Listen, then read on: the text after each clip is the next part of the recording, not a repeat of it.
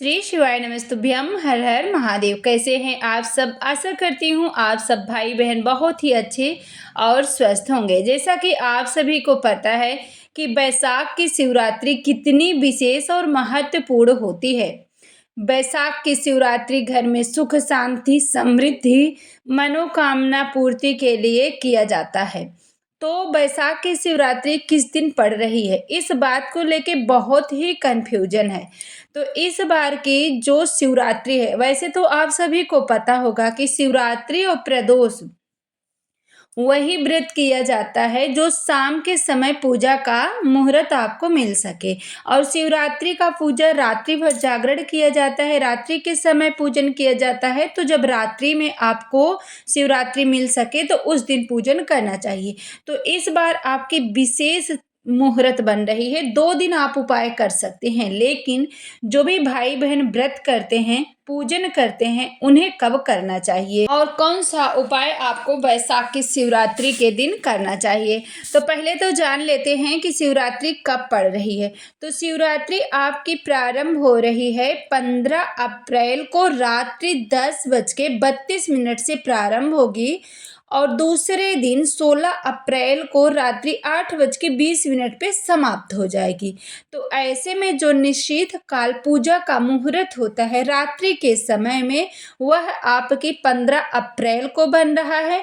तो इसलिए 15 अप्रैल को ही मासिक शिवरात्रि का व्रत पूजन बैसाख की शिवरात्रि का किया जाएगा। और यदि आप कोई उपाय करना चाहते हैं तो आप 15 अप्रैल को भी कर सकते हैं और 16 अप्रैल को कर सकते हैं, लेकिन प्रदोष काल में ही आपको 16 अप्रैल को कर लेना है।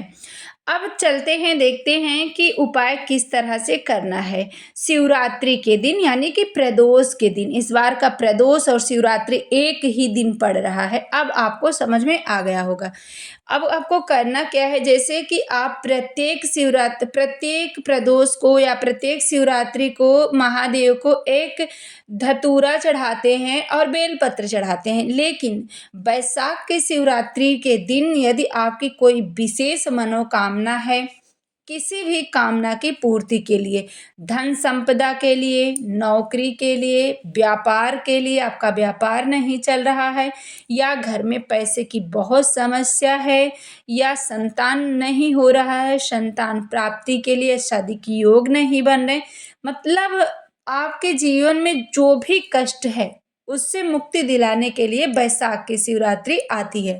तो क्या करना है, आपको लेना है एक धतूरा।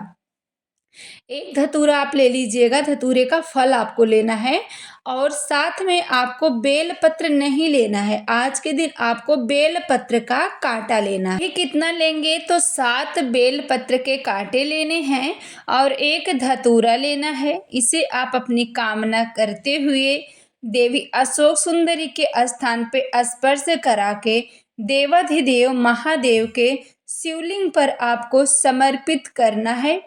शिवरात्रि के दिन यानी बैसाख की शिवरात्रि प्रदोष के दिन आप इसे समर्पित कर दीजिएगा। प्रदोष काल में भी कर सकते हैं और यदि प्रदोष काल में नहीं कर सकते तो सुबह के वक्त भी आप यह अचूक सा उपाय कर सकते हैं।